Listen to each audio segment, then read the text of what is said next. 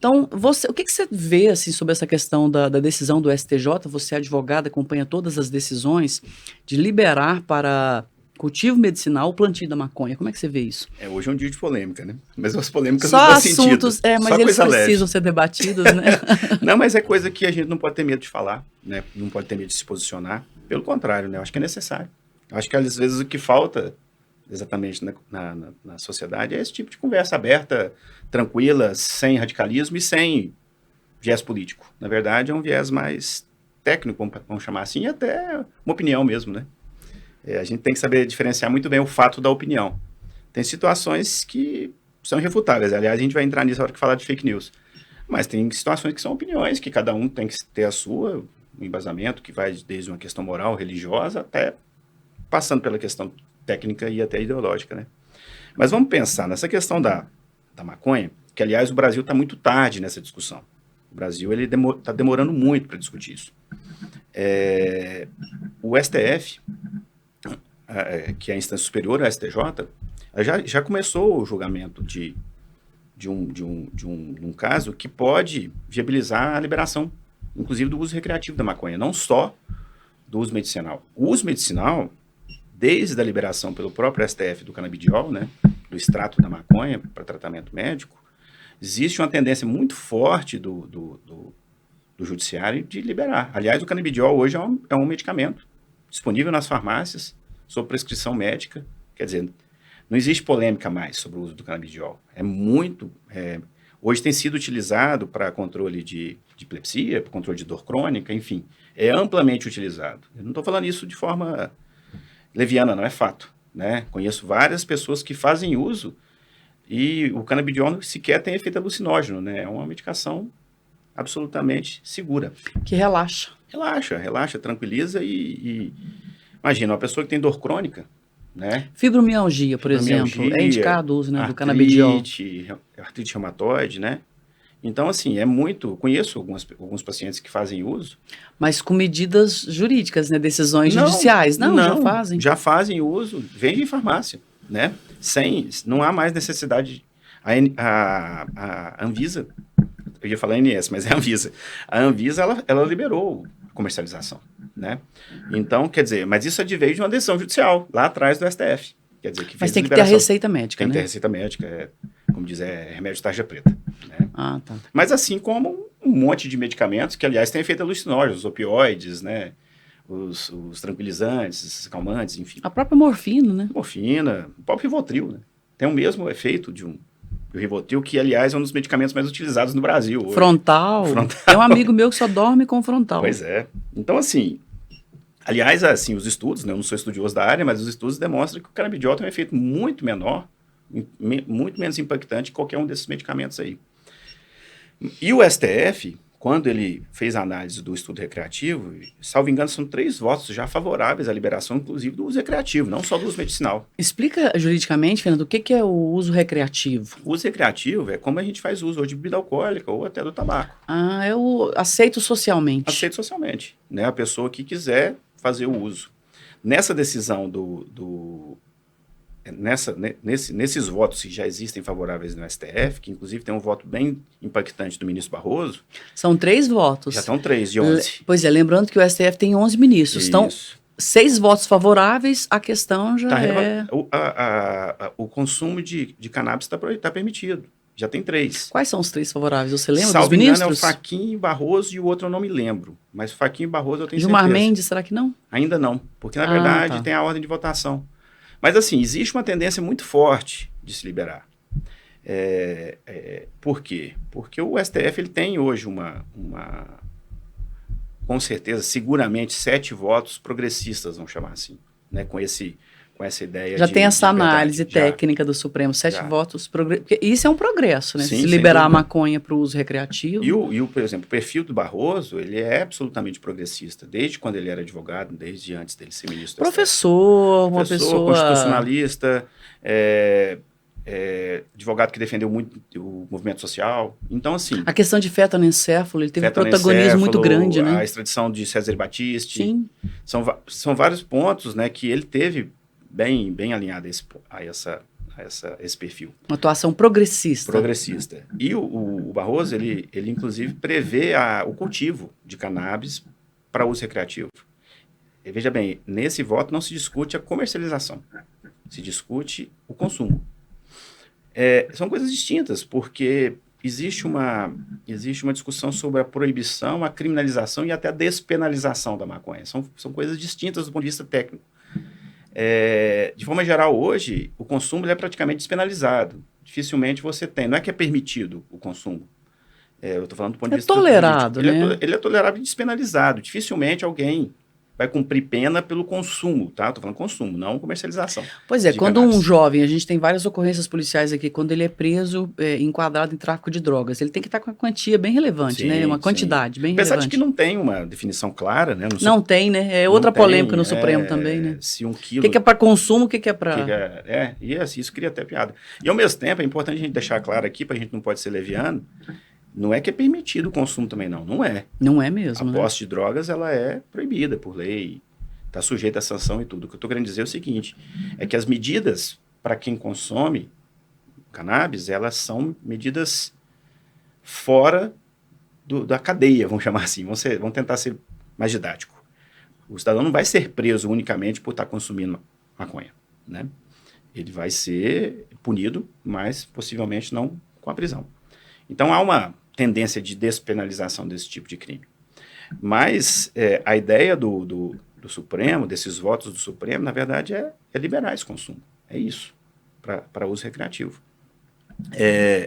Essa medida do STJ é um pouquinho distinta ainda, ela ainda está abaixo. O que ele decidiu aí?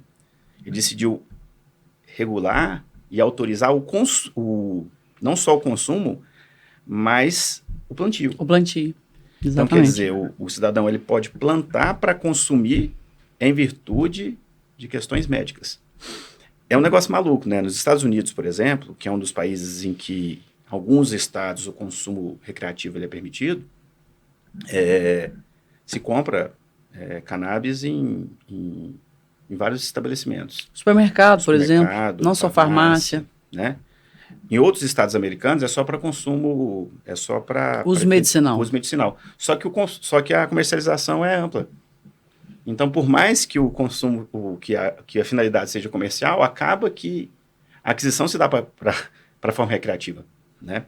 Já em outros países, como por exemplo Portugal e Holanda, o consumo é amplo, tanto para efeito recreativo quanto para efeito medicinal. Eu me lembro de uma amiga jornalista em Brasília, Fernando, que ela esteve na Holanda e ela relatava a existência de um bar, até alternativa assim, que era permitido o uso da maconha hidropônica. Uhum. Era cultivada ali na água tal, sem agrotóxico, sem nada, quer dizer, uma maconha de alta qualidade. Sim, eu já tive a oportunidade, o privilégio de ir até a Holanda. Lá existem casas específicas para isso, né? E tem cardápio, né? Existe toda uma... Então, assim... Um ritual. Um ritual para isso, e lá é amplamente utilizado. Aliás, é um turismo, né? Existe o turismo weed, ou o turismo da maconha, né? Lá na Holanda. Na Holanda, né? Então, lá é amplamente, a gente vê isso, às vezes fazendo consumo com criança do lado. Claro que a criança não está consumindo, mas assim, como acontece no com o mesmo tabaco ambiente. aqui, no mesmo ambiente. As pessoas fumam com criança do lado, né? Exatamente, mesma coisa. Fazem uso de bebida alcoólica. Então, assim, é uma discussão que precisa ser feita, né? O nosso vizinho aqui, o Uruguai, ele já liberou, desde a época do governo Mujica, o consumo, né? Só que lá é um caso bem interessante, né? Lá o Estado é detentor do monopólio do cultivo e comercialização. Então, até para criar as taxas, ter o controle do comércio. O Estado gosta de arrecadar, os né? impostos. Mas no Brasil não seria interessante o governo pensar dessa maneira, assim, essa questão? Eu não sei se o Estado brasileiro está preparado para criar uma estatal, por exemplo, para fazer esse tipo de situação. Mas, assim, o que se tem que pensar hoje, que eu acho que esse é o ponto, é o que se custa a proibição. Eu ia te perguntar exatamente isso, né? Todo o aparato de segurança para proibir. Existe para proibir, né? Porque hoje o tráfico, né? Boa parte dele advém da maconha, não é nem das outros entorpecentes, não é da cocaína ou do crack, é mais da maconha. Porque ela é mais barata, Fernando? Mais barato que a cocaína, né? Mas não é mais barato que o crack. O crack, na verdade, é um subproduto, então não é algo utilizado amplamente por, né? E o crack ele mata mais rápido também, né? Vicia, os né? próprios traficantes, eles querem eliminar os outros traficantes de crack porque mata o consumidor mais rápido. O consumidor de crack não é um consumidor atrativo ao...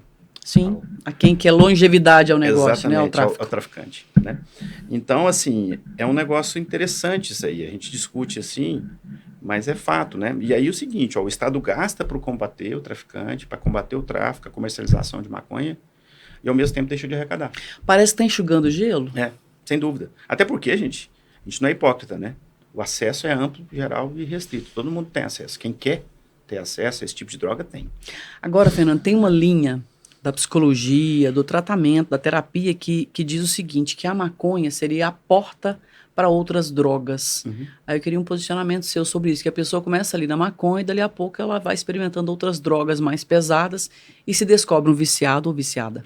O que a gente vê é que, na verdade, existe isso é mais um argumento para evitar a liberação. Mas o que se estuda é que, mais do que a maconha, uma porta de entrada ao consumo de drogas é o próprio álcool.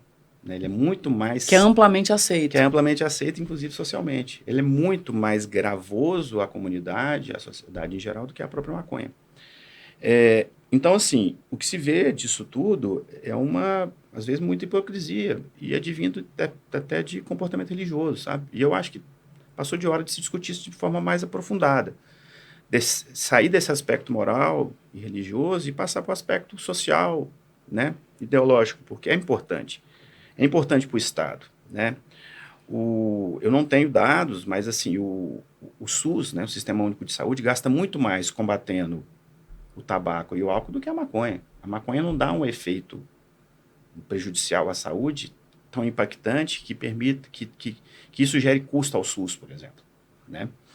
Porque se assim o fosse, a própria Holanda, né, que é um país que tem uma característica peculiar em relação a comportamentos de saúde, não sei se o pessoal sabe, mas na Holanda é o país que tem mais dificuldade em uso de medicamento. O holandês ele tem uma restrição muito forte ao uso de medicação. Eles usam mais produtos naturais. Então, é um estilo de vida bem diferente. Então, se fosse algo que realmente prejudicasse a saúde de forma direta, evidentemente que não teria esse consumo lá como tem, né? Portugal, por exemplo, que eu falei, que é um país que eu também conheço, Portugal, ele praticamente zerou o crime de tráfico de drogas. Aliás, você conseguiu a cidadania portuguesa? Sou cidadão português. Parabéns. Você agora é brasileiro e português. Eu tenho dupla cidadania. E aí, o português, ele e olha que é um país absolutamente conservador. É um dos países mais católicos do mundo, né? E mesmo assim, por uma questão de necessidade, é isso que tem que ser tratado, o Estado liberou o consumo.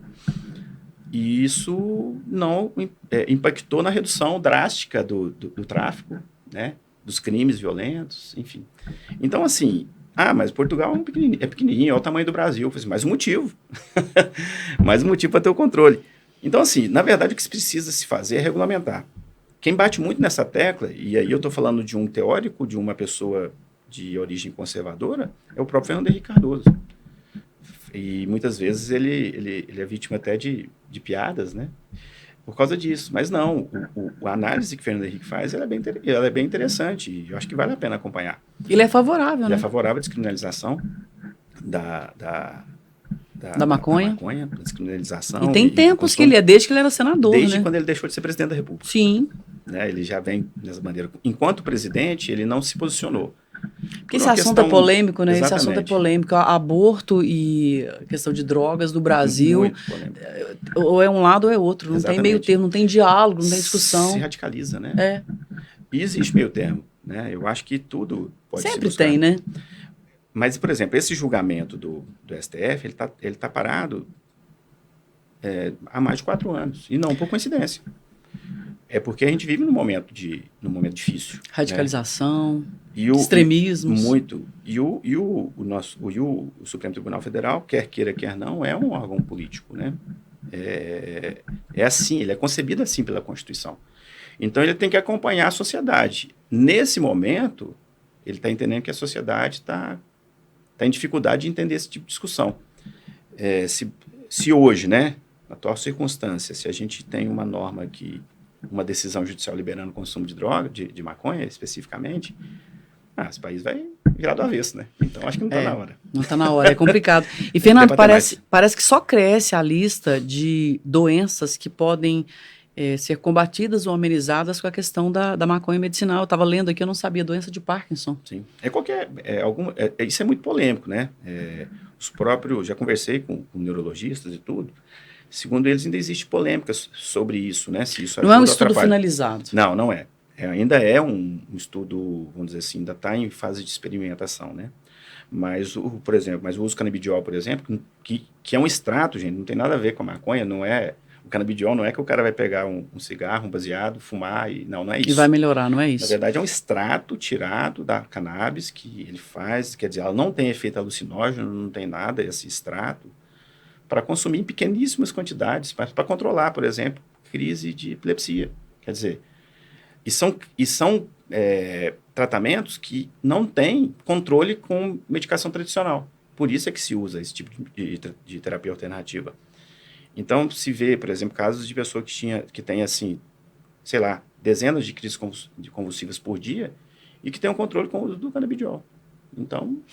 Tanto é verdade que uma conhecida minha, o filho com convulsões, o diagnóstico nem era de epilepsia, mas ele estava dando, assim, 20 convulsões por hora.